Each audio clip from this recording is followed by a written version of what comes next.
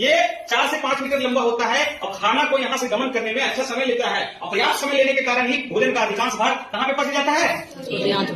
ठीक है, बच्चा थे और पढ़ाई कर रहे थे तो सोचते थे भोजन पच गया, खाने पीने के कारण हम लोग ये सोचते खाना खाया भोजन पेट में गया बस यही रहता होगा।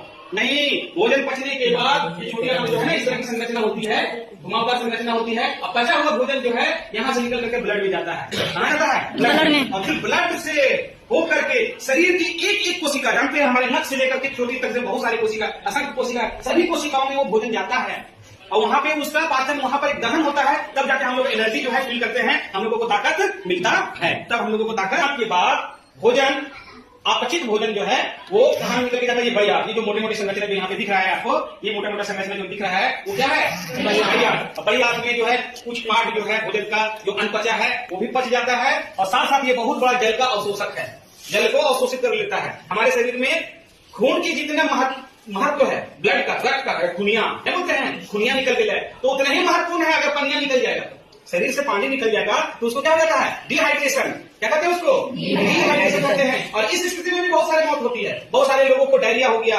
अनपच हो गया, उल्टी हो गया, पैखाना हो गया। इस परिस्थिति में क्या होता है? शरीर का पानी जो है बाहर निकल जाता है, उसको आरएस पिलाना पड़ता है, पर्याप्त मात्रा में उसको पानी पिलाना पड़ता है, नहीं तो उसको सलाइन करना पड़ता है। क्यों करना पड़ता है? क्योंकि जितना जरूरी हमारे लिए शरीर में ब्लड का है, रक्त का है, उतना ही महत्व किस चीज का है? पानी का है। ठीक है, तो पानी शरीर में बने रहना चाहिए। तो ये क्या करता है, हमारा जो भोजन है वो पचा हुआ भोजन में अगर उसमें पानी है तो उसको अवशोषित कर लेता है और शरीर को फिर वापस करके जाओ, इसका यूटिलाइज करो, शरीर में जहां जिसकी आवश्यकता है उसको इस्तेमाल करता है जल रूप में। ठीक है।